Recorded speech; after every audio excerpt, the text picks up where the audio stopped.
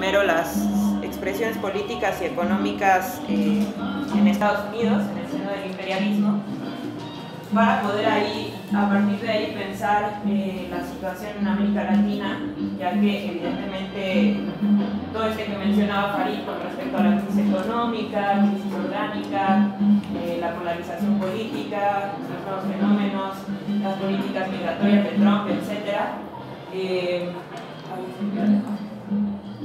Son, al venir de un país que es imperialista y que marca tendencia no solamente económica, sino también política, evidentemente tienen expresión y refracción en países de América Latina y de América Latina en general, y hay expresiones, digamos, más cruentas en Centroamérica. Y precisamente a partir de la política de Trump de América Primero, que no es la primera vez que existe una expresión de este tipo, ¿no? Más allá de que ahora es más agresiva, ya que Roosevelt también había tenido una política de América para los americanos, que se tradujo en el mundo para los americanos, ¿no? Que con un discurso mucho más blando, ¿no? Amplió la posibilidad de explotación que tenía de las colonias en América Latina y en otros países subordinados. Pero para entender de dónde viene precisamente esta...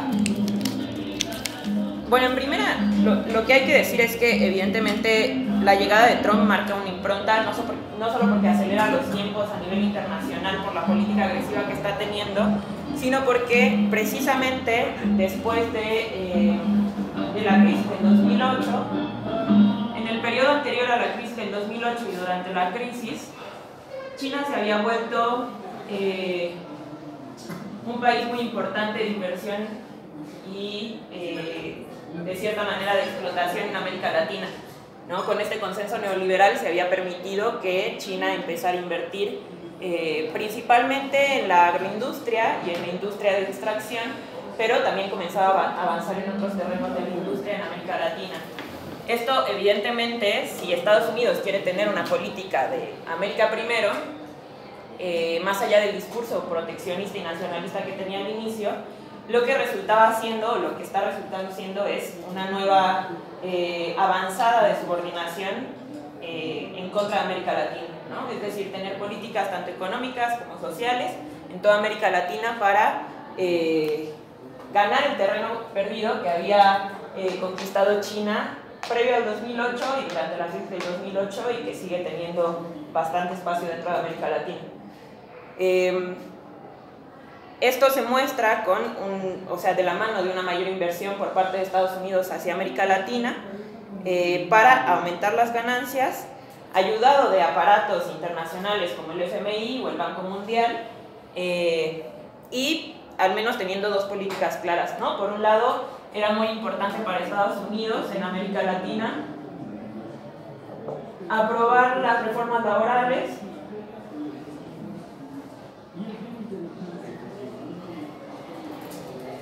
y el sistema jubilatorio.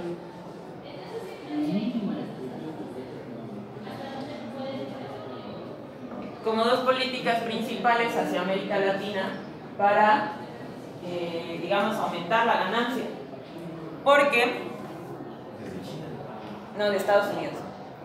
De Estados Unidos. Sí, China, por más inversión que tenga, en realidad no tiene tanta cabida política, o sea, no tiene influencia política, que eso es a lo que vamos a ir ahora, ¿no? Tiene más bien incidencia económica dentro de América Latina, pero no tiene la incidencia política que tiene Estados Unidos.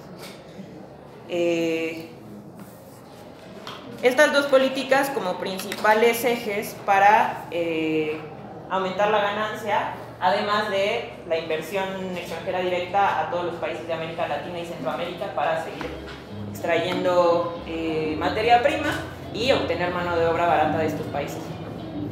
Pero para entender cómo llegamos a este punto, justo quiero retomar lo que mencionaba Farid de un análisis que nosotros retomamos de Lenin acerca del imperialismo, porque Lenin dice que hay 5 rasgos fundamentales de la época imperialista. Algunos los mencionaba Farid, pero esto, digamos, se desarrolla. Lo que dice es que el imperialismo es una fase superior del capitalismo, ¿no? Es decir, el capitalismo se desarrolla a un punto tal en el que se pueden llegar a generar con la tendencia a la ganancia o la necesidad de generar mayor ganancia por parte de Estados Unidos. ¿Me prestas tu cronómetro? Porque si no voy a bajar.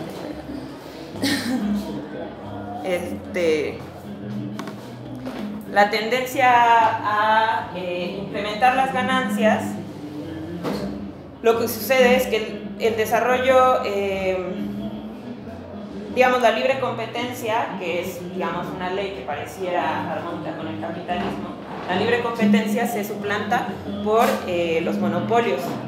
Hay la creación de monopolios, pero de la mano de eso también se da la fusión entre el capital bancario y el capital industrial, generando el capital financiero, ¿no? Que es un sector minoritario, ¿no? Digamos, el sector financiero, el que comienza a tener estos incrementos en la ganancia, y a partir de ahí se da justo lo que mencionaba Farid, que es la exportación de capital. Es decir, en los países centrales surgen monopolios, se fusiona el capital bancario, el capital bancario y el capital industrial para generar el financiero, y estos comienzan en los países, digamos, periféricos, a exportar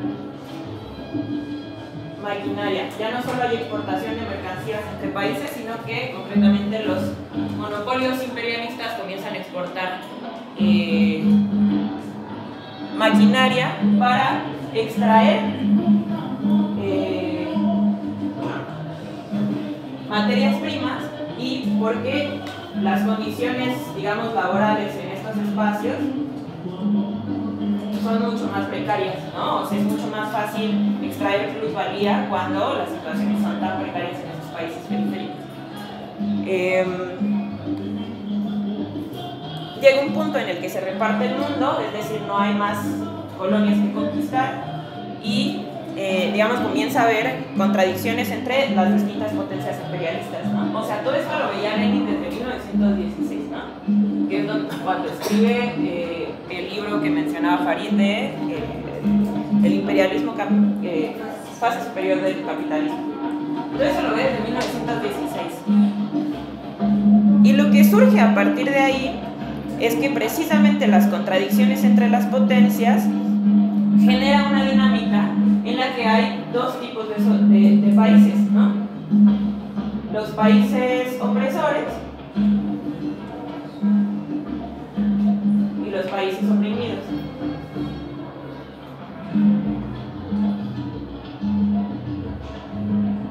Esto es muy importante porque no solamente tiene consecuencias económicas en ambos países, que es que aquí aumenta la ganancia y aquí hay mayor extracción de digamos, materias primas y de la mano de obra, sino que tiene consecuencias políticas, que es que estos países oprimidos o dependientes se catalogan al menos en tres, ¿no?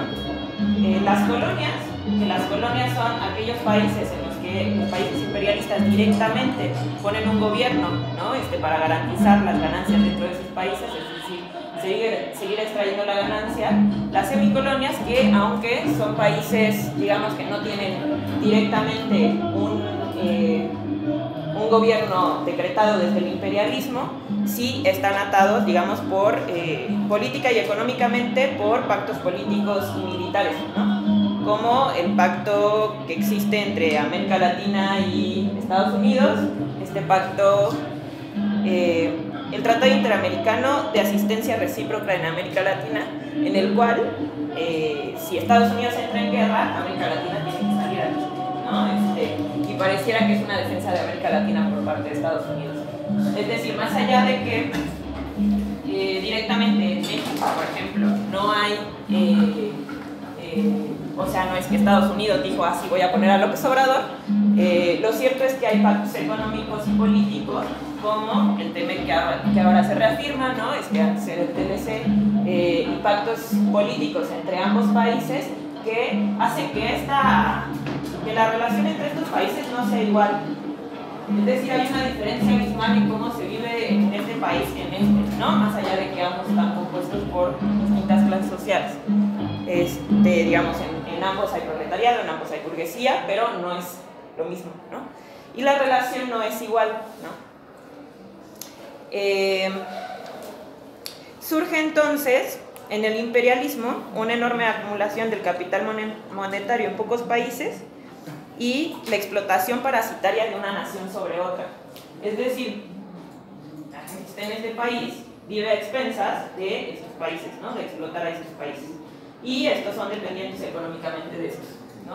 Por, digamos, la inversión que existe.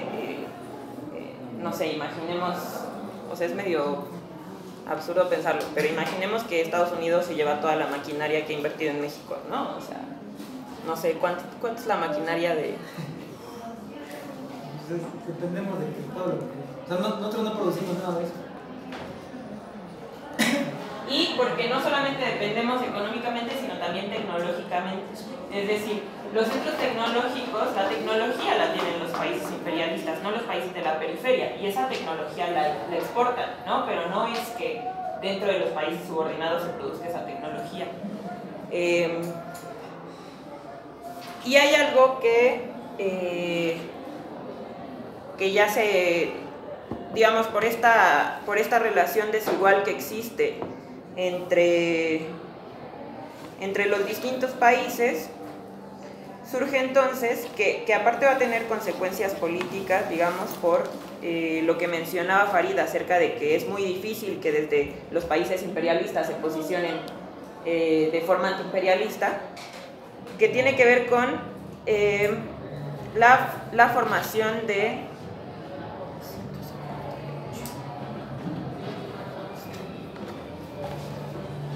La formación en estos países, o sea, acá en los países periféricos, no sé, existe la precarización laboral, ¿no? Es decir, la mano de obra en estos países es súper barata, ¿no? Y acá surge algo que, aunque Marx y Engels no vieron esta etapa del capitalismo, comenzaban a visorar lo que era la aristocracia obrera.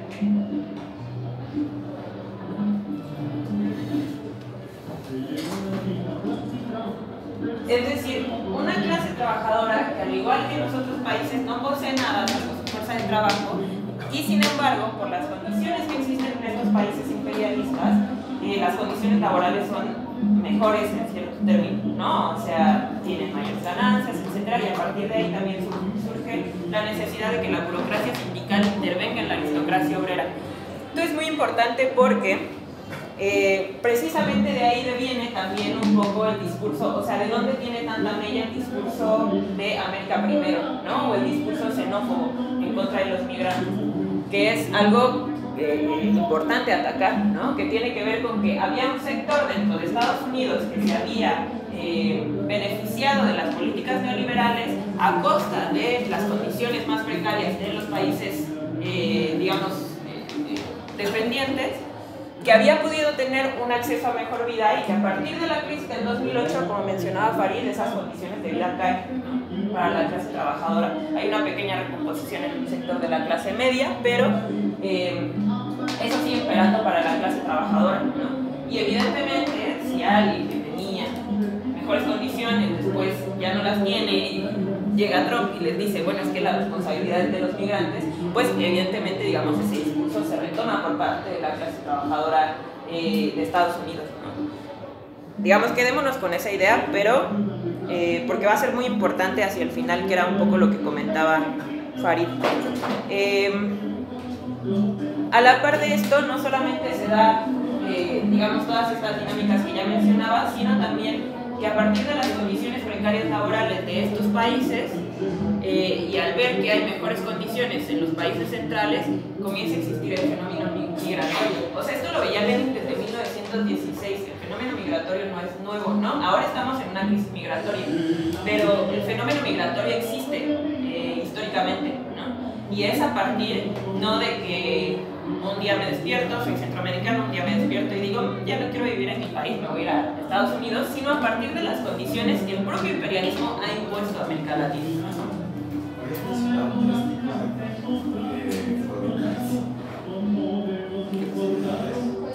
Ah, sí, no mencioné la última, ¿verdad? Bueno, los países dependientes. Tan precarizados están. Los países dependientes, perdón, Gracias por regresarme. Bueno, colonia, imperialismo impone el gobierno, ¿no? Semicolonia, aunque no impone el gobierno, hay tratados políticos y económicos que mantienen la subordinación. Y en los países dependientes, más allá de que son, digamos, de manera más formal independientes políticamente, sigue existiendo, o sea, dependen en gran medida de los tratados económicos entre ambos países, ¿no?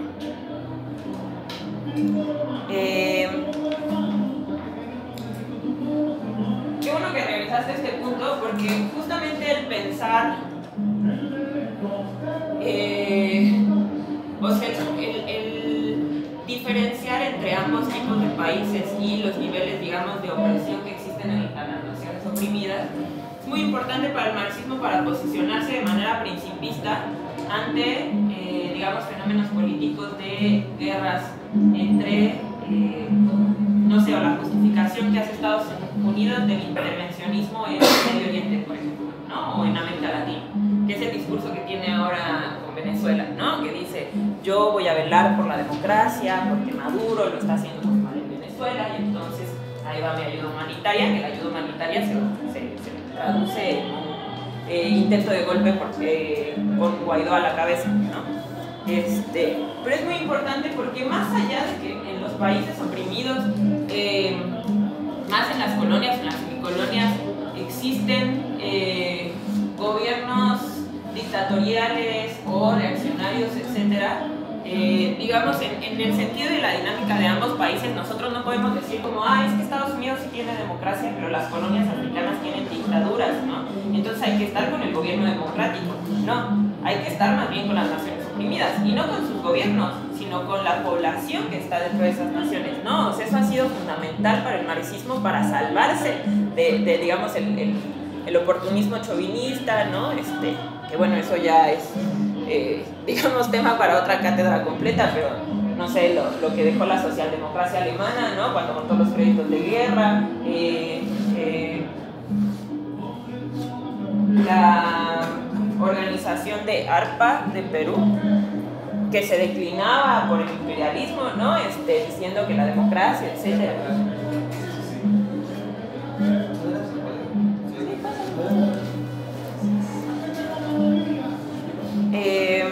Pero bueno, para nosotros es muy importante para tener, digamos, una posición principista cuando existen intervenciones, ¿no? Y por eso fue muy importante las movilizaciones en Estados Unidos en contra de la guerra hacia Vietnam, ¿no? Bueno, el ataque a Vietnam, el posicionarse en contra de los bombardeos militares que mandó Hillary Clinton desde Estados Unidos a la Franja de Gaza, ¿no? Es decir, en ese sentido se vuelve vital tener una concepción mucho más amplia de la situación de los países y la relación que existe entre el imperialismo y los países subordinados. Ahora bien, en la dinámica del imperialismo, ya lo mencionaba Farid, pero regresemos a esa idea para entender un poco la dinámica que está pasando ahora en América Latina. Recuerdan que les dije que China había invertido, ¿no? Y bueno, América Latina, no sé dibujar, pero supongamos que eso es América Latina. Es América Latina. Bueno, China, que como no somos terraplanistas, está como por acá, invirtió en América Latina. Y Estados Unidos está como por acá.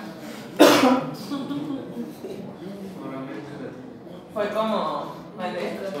Sobre América Latina, literalmente. Fue como, oye, ¿qué está pasando? No, o sea, están invirtiendo en mis colonias, ¿no? O sea, los recursos naturales y la mano de obra barata, nadie más la puede explotar, salvo yo, ¿no? Entonces, existe, obvio no es así de pacífico, ¿no? Pero existe la idea en la cabecita de los imperialistas y de los burgueses de que estos tratados se pueden dar eternamente en paz. Es decir, que China puede invertir en América Latina de manera pacífica y que Estados Unidos también puede invertir ahí. Los que quedan ahí entre las patas de ambos es América Latina, ¿no? Y los latinoamericanos. Pero el tema es que no todo el tiempo se puede llevar en paz este tipo de negociaciones. Porque en los momentos de crisis, evidentemente las potencias o los países, digamos, más poderosos van a pelear por quedarse con las migajas que quedan de lo que es la crisis, ¿no? Y evidentemente comienzan a haber disputas mucho más abiertas entre estos países, ¿no? Digamos, ahora está la guerra comercial, la guerra de aranceles, etcétera, pero hubo expresiones mucho más cruentas de lo que esto detonó. ¿Son cuáles? ¿Qué pasó en los 30? Sí. ¿Qué? Alemania, Estados Unidos, Un pequeño evento mundial. Pequeño evento mundial. La Segunda Guerra. Las guerras mundiales. Ajá. Revolución ¿Mande? Revolución Española. Bueno, ese fue el pseudoproyecto. Sí, o sea, también pasó en los 30, pero ahora nos referiremos a las guerras. Ajá. Es una época de crisis, guerras y revoluciones. O sea, efectivamente hubo crisis 19, guerra mundial y revolución en España. Igual me situó ahí. Porque, no sé, la Guerra Fría sería más bien una consecuencia, ¿no?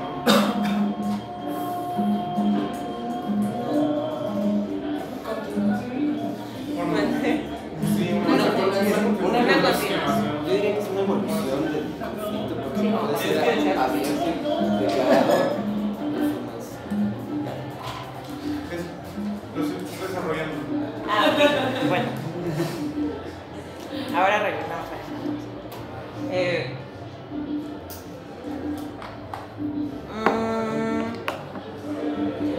Entonces, el reparto que antes era pacífico, o que en el periodo neoliberal pudo ser pacífico por algún momento, en momentos de crisis se vuelve mucho más cruento.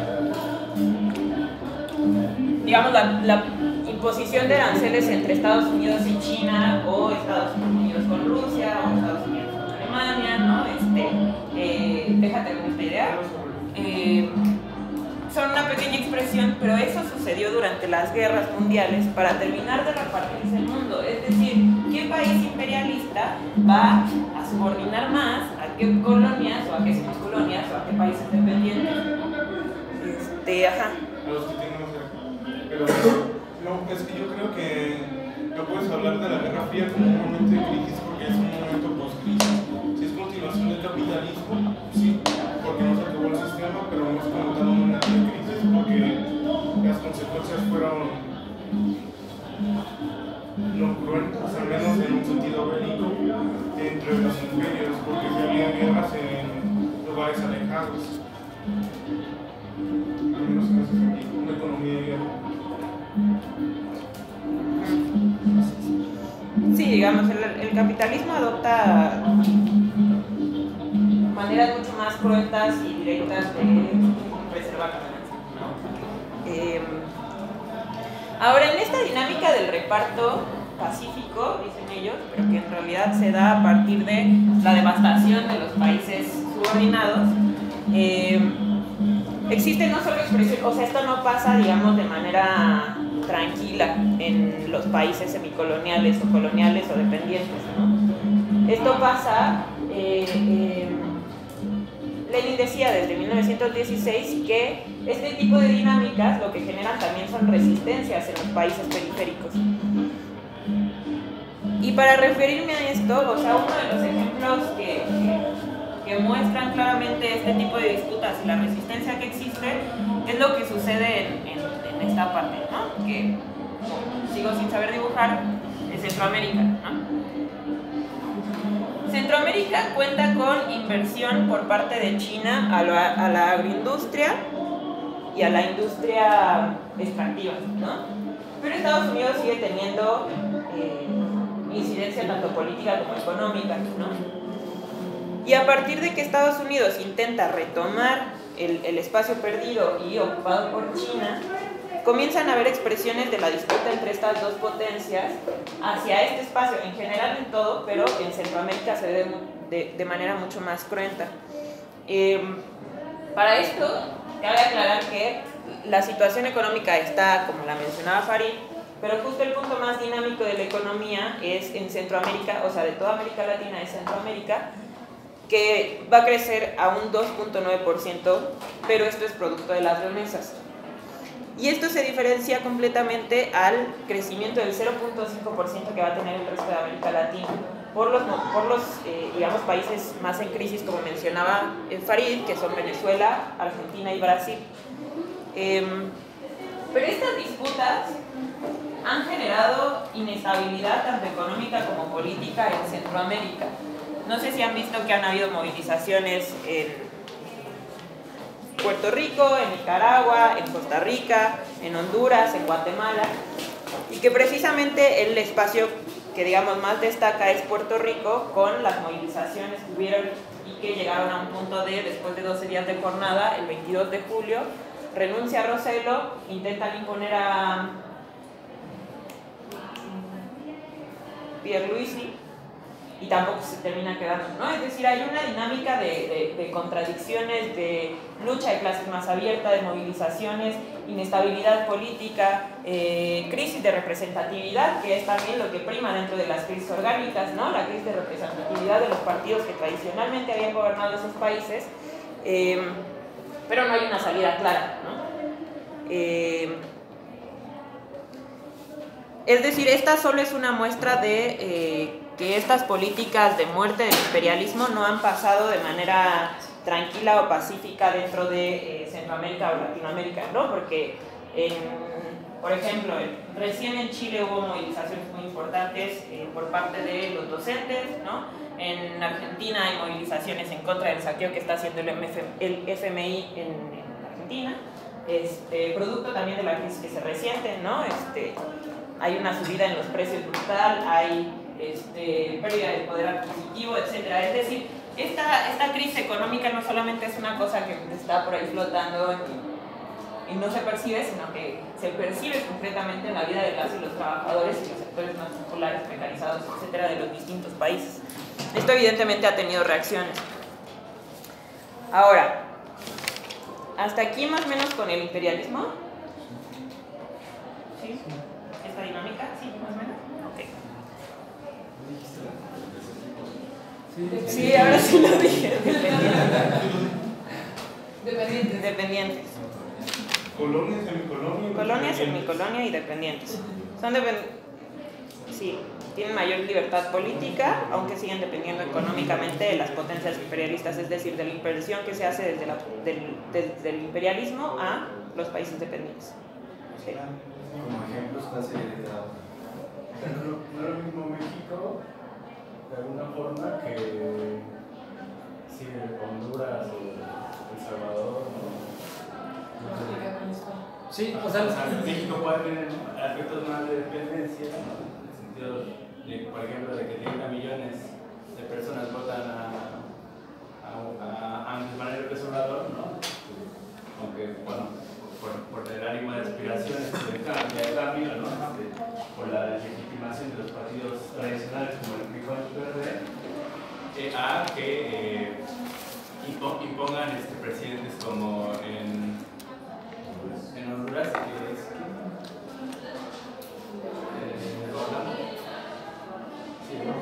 Orlando, que de alguna forma también es como el mero agente de la política estadounidense, ¿no? En esa parte de Centroamérica, ¿no?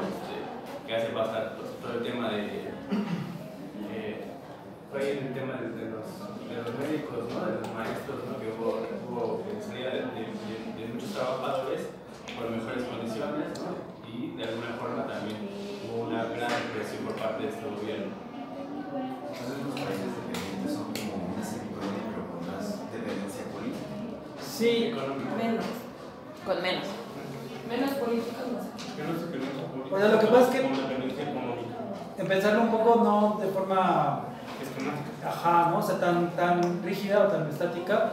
O sea, hay países que, o sea, porque puedes decir, bueno, Argentina es un país dependiente, tiene, pues, es atrasado porque no está industrializado como las potencias económicas, dependiente y atrasado, y tiene rasgos, por ejemplo, de semicolonia, pero no es lo mismo que podría ser efectivamente la situación que se vive en países centroamericanos, o países, o sea, por ejemplo, Puerto Rico es más claramente una colonia, ¿no? Es un gobernador que hay ahí, o sea, colonias, semicolonias o países que tienen rasgos de semicolonia, pero también tienen un poco más de libertad política, digamos, ¿no? Aunque siguen siendo atrasados y dependientes de los centros imperialistas. Un poco es para no meter a todos, o sea, porque si no puedes decir, bueno, todos son semicolonias y pues sería, o sea, es muy impreciso, ¿no? Por plantearlo así. Y también, si es un matiz, pues la geopolítica es esencial aquí, ¿no? O sea, el hecho de que nosotros somos vecinos de Estados Unidos no va a dejar en ningún momento que China invierta aquí. Claro ejemplo es el tren, ¿no? Que los chinos quisieron hacer un contrato y el gobierno ya nos quitó. ¿Eso por qué fue? Fue por el imperialismo yanqui, ¿no? En la Ribera Maya querían hacer un megaproyecto de agua de Dragon Master. No sé si hubieran enterado de Dragon Master. Una superinversión china y claramente, pues, por ser, parece que falta el trasero. Estados Unidos no va a permitir que China haga negocios aquí, ¿no? Ahora el caso contrario es Nicaragua, Nicaragua es un país muy alineado, ¿no? Básicamente. Y China tiene un proyecto de hacer un canal, ¿no? Que reemplace el canal de Panamá, que es un proyecto gringo totalmente. Si ves la historia de Panamá, bueno, Estados Unidos se metieron a Colombia para separar a Panamá de Colombia y crear su canal, ¿no? Pues también la localización geográfica es muy importante. Entonces, un país, por ejemplo, que es en Colombia, podría ser México y una que puede ser O sea, los dos son dependientes y atrasados, y los dos tienen rasgos de semicolonia. O sea, uno más que otro puede ser en algún ámbito, ¿no? Pero comparten bastante condiciones. Trata de pensar que la taxonomía es más como una aproximación que como una clasificación rígida. Claro. Y no es como que tengamos tres botes. Claro, como que uno no es el otro. Y aquí ya están las colonias, y aquí las colonias, y aquí los dependientes, ¿no? Y entonces así vamos pasando aquí a Puerto Rico, y aquí no es tan ¿verdad? Quizá ahorita no podríamos hacer eso, pero quizá algún día estaría padre tener una lista de todas las naciones y quizá hacer un experimento didáctico de más o menos ponerlo en 3 botecitos, en 3 bloques. No, incluso puedes tomar también los países imperialistas, ¿no? O sea, ¿qué Y países de son? hacer un bloque, sí, para los Porque Italia, por ejemplo, o sea, la izquierda europea también es como, ¿qué tanto todos los países, o sea, no todas las zonas son imperialistas, ¿no? O sea, Grecia está subordinada a Alemania, por ejemplo, pues vive mucho mejor que países como Centroamérica, etcétera, ¿no? Como mucha, es muy dinámica la clasificación. Había una analogía de cuando explotó la crisis en Grecia. La gente tenía que dormir en sus coches. O sea, pero tipo la gente tiene coches, ¿no? O sea... También el norte tiene su sur. Desde lo que permite la explotación del norte hacia el sur. O sea que podríamos hacer tecnología y decir que Alemania es como un imperio de Europa que tiene subjugados a Grecia, por ejemplo. Sí. Sí, porque el imperialismo no es nosotros, ¿no? O sea, digamos, hay potencias económicas que se disputan.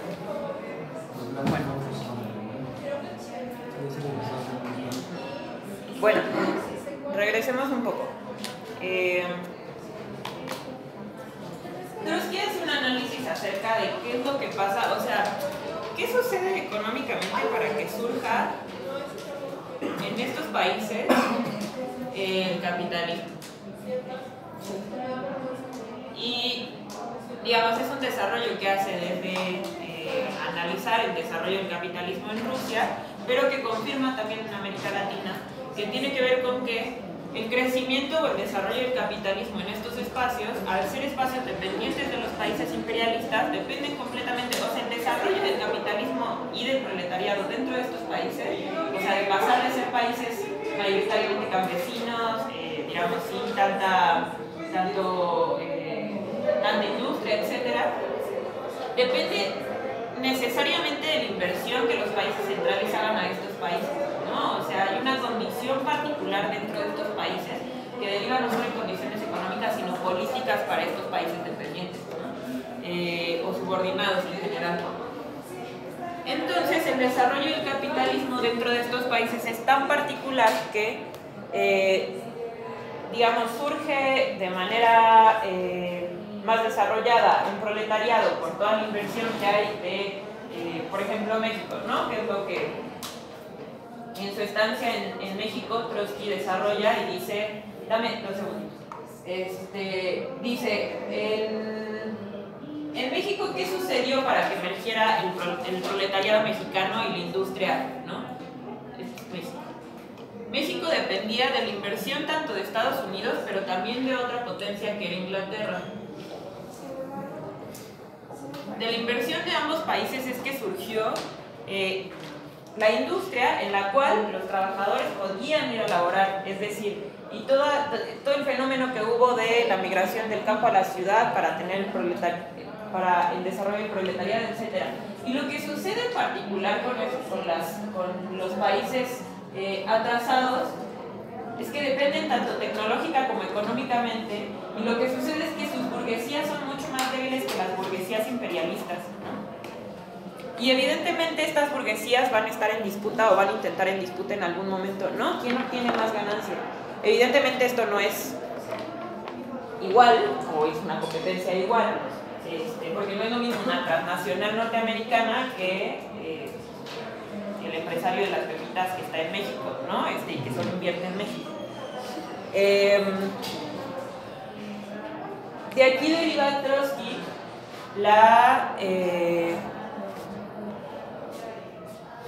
caracteriza que en estos países dependientes, por esta particularidad,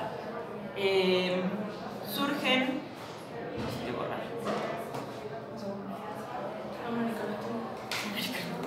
Voy a borrar mi América Latina. Ahorita la vuelvo a dibujar, esta majestuosidad. Dice que surgen dentro de esos países y caracteriza a América Latina como espacios en los que pueden surgir gobiernos bonapartistas de tipo sui generis.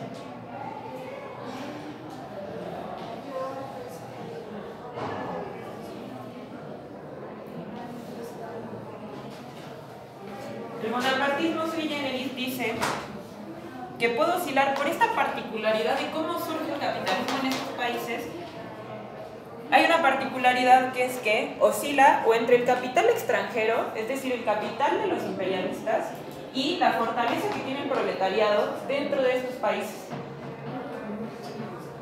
Y explica que hay distintas formas de expresión de esto del bonapartismo, que puede ser un bonapartismo de izquierda o de derecha, dependiendo de hacia dónde se incline, ¿no? Es decir, puede sostenerse ya sea del imperialismo o del proletariado nacional, ¿no? Y dependiendo hacia dónde se incline, son dinámicas en las que puede ser un gobierno bonapartista de izquierda o un gobierno bonapartista de derecha con rasgos mucho más reaccionarios, ¿no? En América Latina han habido estos ejemplos y Trotsky lo desglosa porque estuvo en el periodo cardenista aquí en México y dice, Cárdenas es un gobierno bonapartista de izquierda, ¿no? ¿Qué hizo Cárdenas? La expropiación petrolera. La libertad de los ferrocarriles. Exacto. También, sí. Es tan importante. No, sí, como proyecto ideológico y de formación de una nueva generación que estuviera al servicio de la patria de Cárdenas era fundamental construir el Politécnico, ¿no? La técnica al servicio de la sociedad. De la patria, sí, exacto. Entonces, les voy a leer la definición que hace Trotsky. Dice, en los países industrialmente atrasados, el capital extranjero juega un rol decisivo, lo que les decía, ¿no?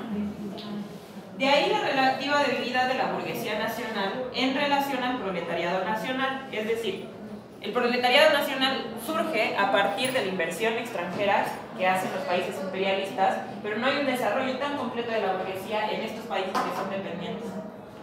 Esto crea condiciones especiales para el poder estatal. el gobierno oscila entre el capital extranjero y el nacional, entre la relativamente débil burguesía nacional y el relativamente poderoso proletariado. Esto le da al gobierno un carácter bonapartista sui generis, de índole particular. Se eleva, por así decirlo, por encima de las clases. En realidad puede gobernar o bien convirtiéndose en un instrumento del capital extranjero y sometiendo al proletariado con las cadenas de una dictadura policial, o maniobrando con el proletariado, llegando incluso a hacerle concesiones, ganando de este modo la posibilidad de disponer de cierta libertad con respecto al capital extranjero, a los capitalistas extranjeros. Es decir, Cárdenas lo que hizo fue apoyarse al movimiento obrero que estaba en México en los 30s para poner la expropiación petrolera, que parecía que era una disputa con respecto al capital extranjero, ¿no?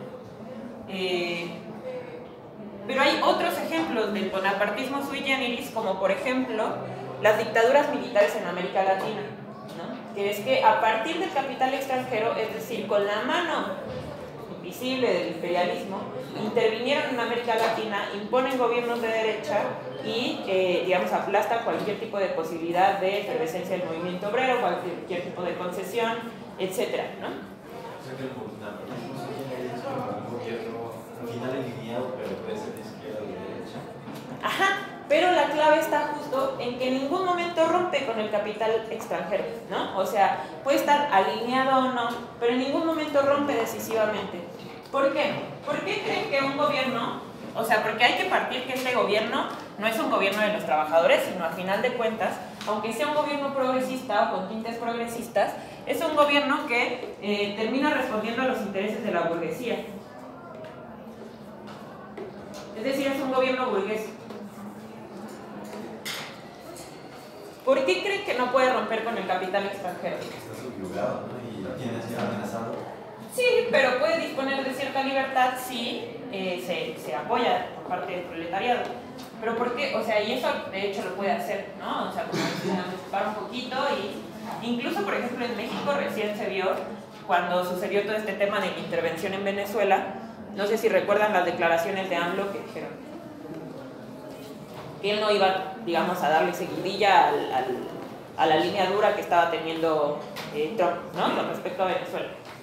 Puede darse la libertad de, digamos, de alejarse un poco, pero no rompe completamente con el capital extranjero. ¿Por qué?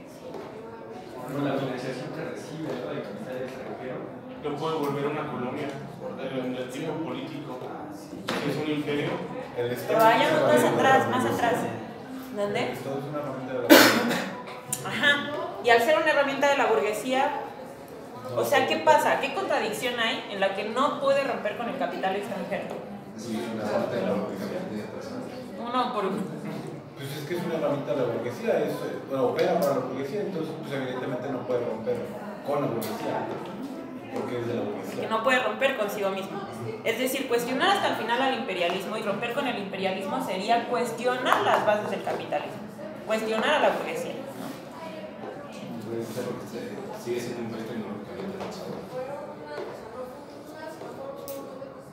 O sea, sí, pero a lo que voy es que justo el origen de la contradicción es que no puede criticarse, es decir, si criticas al final al imperialismo, es criticar la base, su base, es decir, su propia existencia como burguesía. Por eso no van a poder romper, por eso cualquier gobierno de la burguesía no va a poder romper con el imperialismo. De ahí se desprende algo muy importante, que es que Trotsky desarrolla que para que verdaderamente las colonias de América Latina, ¿no? O las semicolonias o los países subordinados puedan romper con el imperialismo, tienen que romper con su propia burguesía. La burguesía no va a estar dispuesta a romper con el imperialismo y tienen que encontrar la acción independiente de las masas trabajadoras, acaudillando todas las demandas de todos los sectores oprimidos para poder romper con la burguesía y así romper con el imperialismo.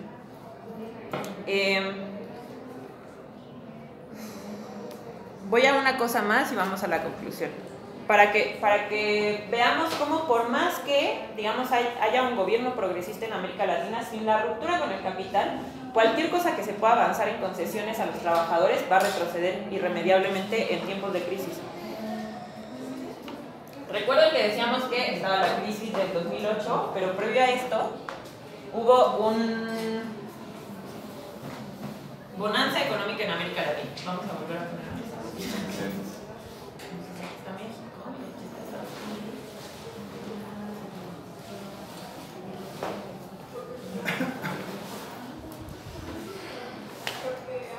Un tiempo de bonanza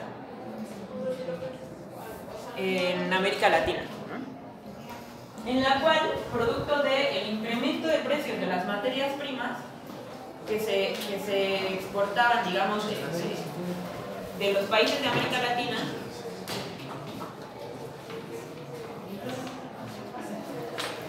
¿se apuntaron, chiquillos? Sí,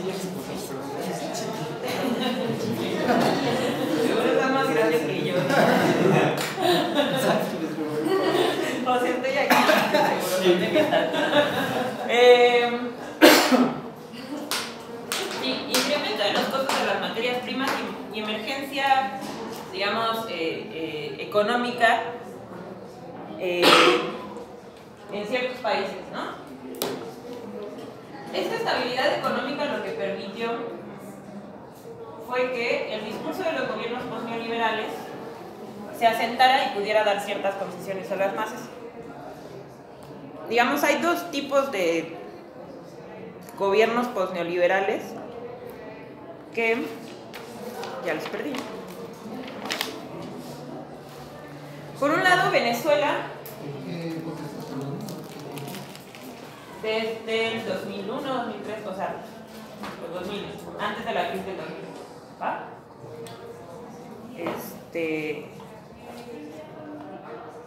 Por un lado, el bloque de Venezuela, Bolivia y Ecuador, que por ejemplo, Venezuela, a partir de las Fuerzas Armadas, pudo meter a Chávez y, digamos, ahí sí hubo un poco de más expresión de disputa con el imperialismo, ¿no? Aunque hasta el final, aunque hubo nacionalización de ciertas industrias, terminó pagando algo que dejó de todas maneras en crisis a Venezuela, ¿no? Bolivia en 2003, después de la guerra del gas, logró poner a Evo, ¿no? Que también se mantiene en el poder, y Ecuador con la revolución ciudadana a Correa, ¿no? Digamos, eso como fenómenos, digamos, de gobiernos que no terminaron con romper hasta el final con el imperialismo, aunque tomaron ciertas medidas, pero que pudieron conceder ciertas libertades democráticas, mejoras económicas. Es decir, lo que permitió esto fue... Ay, está grabando mi celular. Fue disminuir la tasa de desempleo,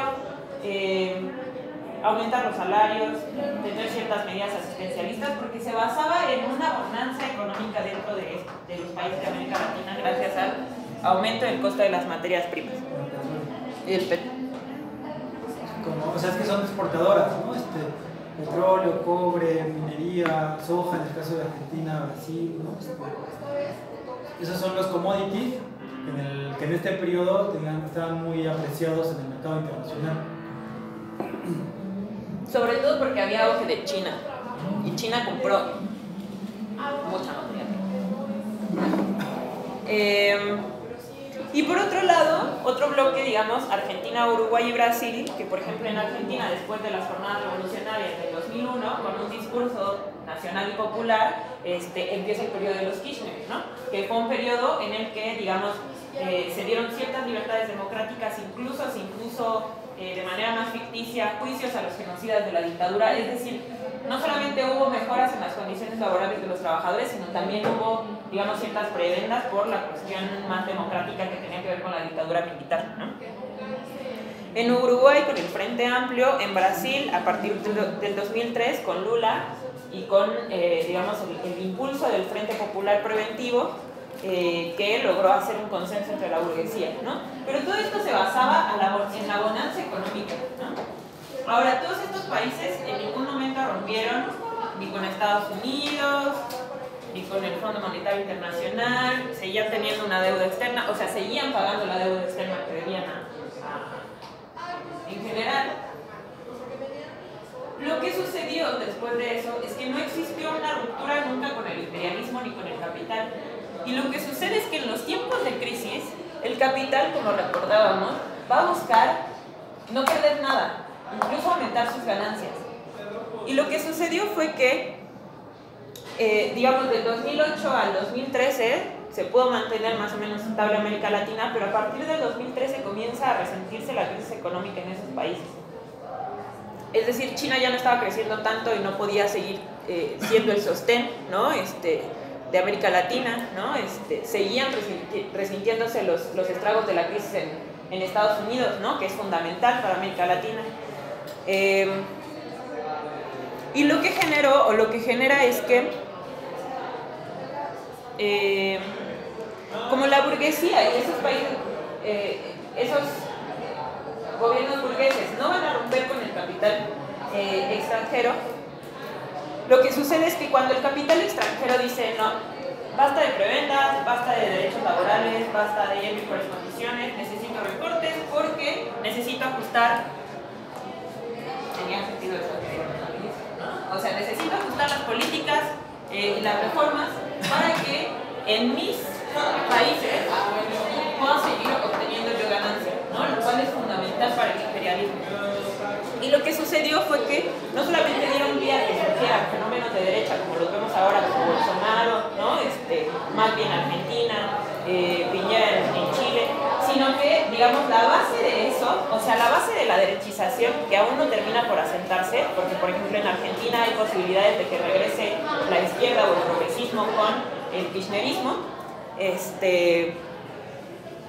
lo que permitió eso fue que, más bien, sí, lo que permitió que ahora exista gobiernos de derecha más alineados al capital extranjero es que en el último periodo de los gobiernos postneoliberales comenzaron a aplicar una serie de medidas de ajuste, de apriete para la clase trabajadora, incluso ligados a escándalos de corrupción como lo que sucedió con Lula, ¿no? Del escándalo de corrupción con Petrobras, ¿no? Es decir, para salvarse ellos como gobiernos incluso tuvieron que negociar con parte de la burguesía, aumentar las formas de explotación y se volvieron mucho más cruentas, que eso desató de cierta manera una crisis de representatividad con los gobiernos postneoliberales. Es decir, la gente vio que de todas maneras estaban teniendo un giro a derecha y el ajuste lo estaban sintiendo en sus espaldas, ¿no? Lo que permitió que surgieran fenómenos a derecha, como les decía, como Bolsonaro, que se apoyó del discurso en contra de la corrupción hacia Lula, ¿no? Que detuvo a Lula, ¿no? El escándalo de corrupción con Dilma Rousseff, con Macri en Argentina, ¿no? Pero lo que permite ver esta dinámica es que por más que podamos tener ciertas concesiones en momentos de bonanza económica, el problema es que sin una ruptura decisiva con el capital, eso va a retroceder irremediablemente. Ahora, la contratendencia que existe hoy, entre comillas, es México, porque a diferencia de Argentina, Brasil, Chile, hay un gobierno progresista o de izquierda. Sin embargo, no termina por romper el imperialismo, ¿no? Y lo que vemos es que en realidad cada vez se vuelve más la correa de transmisión de las políticas estadounidenses, ¿no? O sea, una de las formas más cruentas es, por ejemplo, la Guardia Nacional, que está deteniendo a los migrantes en su paso por México para que no lleguen a Estados Unidos, ¿no? La aprobación de la reforma laboral, que sigue dejando intacto el tema del outsourcing, la ley Garrote, ¿no? Incluso la Guardia Nacional ya no solamente ocupada en contra de los migrantes, sino también en contra de los familiares en Veracruz, de los normalistas de la normal rural de Canec, ¿no? Entonces se enteraron, un camión de la Guardia Nacional atropelló a un niño de 3 años y lo mató. Lo que pasó hoy en la mañana de que un milico, porque son milicos siendo milicos, que mató a un trabajador del metro ayer, ¿no? O sea, cosas escandalosas que lo que demuestran es que, aunque pareciera que es una contratendencia, el problema es que sin una ruptura con el imperialismo van a seguir siendo correa de transmisión de sus políticas dentro de nuestros países. acerca de México lo vamos a ver extensamente en la última sesión. Y lo que mencionaba hace un rato de los fenómenos de lucha, las vamos a ver en la segunda sesión, ¿no? Entonces, para que si quedan cabos sueltos ahí en ese sentido, los podemos retomar. Dame 2 segunditos, ya casi termino.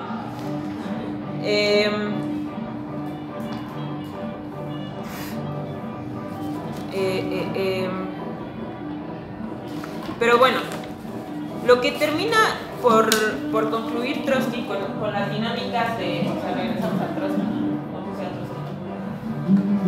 Bueno, lo que concluye es que la lucha por la independencia nacional, más allá de que no seamos una colonia directamente, pero somos países dependientes, ¿no? La lucha por la independencia nacional, en primera, no puede darse de la mano de la burguesía, porque la burguesía jamás va a romper con su propia clase, por más que a veces busque ganar más terreno, ¿no? Y entonces haga expropiación, ciertas medidas, ¿no? O sean más contestatarios, entre comillas. Entonces, en primera, hay que buscar la acción independiente de las masas sin ninguna confianza con los gobiernos de la burguesía, ¿no? Que están representados hoy en el mundo. Porque en estos momentos, cuando los ataques imperialistas en la zona aumentan y los gobiernos son garantes de los intereses de la burguesía extranjera, más allá de que tengan una retórica más progresiva, la lucha antiimperialista y por la independencia de América Latina, de forma efectiva, es vital que sea retomada por el conjunto de la clase trabajadora de manera independiente, con una estrategia revolucionaria y socialista, es decir, una estrategia de ruptura con el capital y con la burguesía, ¿no? Y para esto lo que es fundamental es lo que esbozaba hacia el final Farid de su exposición, que tiene que ver con la unidad de, o sea, aquí cada país, más allá de que estos sean más débiles que estos, tienen a su propia burguesía, ¿no? Pero también tienen a su propio proletariado, que lo que los une es que no tienen absolutamente nada, o sea, su fuerza de trabajo, más allá de que en Estados Unidos ganan un poco más y las condiciones varíen, ¿no? Ganen más, ganen menos. Pero lo que es fundamental, y el por qué nosotros abrevamos del marxismo tanto de Lenin y de Trotsky, tiene que ver con la necesidad del internacionalismo, es decir, la unidad de las filas de la clase trabajadora. O sea, imaginen lo que haríamos si nos unimos todos los trabajadores oprimidos, explotados de las colonias de América Latina, pero junto con los trabajadores de Estados Unidos, ante un puñado que es el 1% de la población que tiene los medios de producción. O sea, sería una locura. El tema es que ni el proletariado en América Latina ni el proletariado en Estados Unidos quiere romper con su burguesía.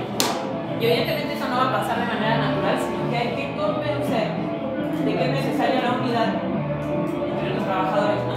En primer lugar, los trabajadores en Estados Unidos que retomen las demandas de los trabajadores en México y, por ejemplo, se pronuncien en contra de la deuda externa, ¿no? Que ya fue pagada 3 veces y que sigue saqueando este país. Y las deudas externas en general. Pero, por ejemplo, en México pasa fundamentalmente también por pronunciarnos en contra de la utilización de la Guardia Nacional en contra de los migrantes centroamericanos. Eso es fundamental. Digamos, estas ideas vamos a seguirlas desarrollando durante las próximas sesiones, pero quería terminar con algo que decía Trotsky en el 38 en el Manifiesto de la Cuarta Internacional. Aquí está. Dice: Sur y Centroamérica solo podrán romper con el atraso y la esclavitud uniendo todos sus estados en una poderosa federación. Pero no será la retrasada burguesía, esa sucursal del imperialismo, la llamada a resolver esta tarea, sino el joven proletariado, quien dirigirá a las masas oprimidas. La consigna que presidirá la lucha contra la violencia del imperialismo mundial será, por tanto, por los Estados Unidos soviéticos de Sur y Centroamérica.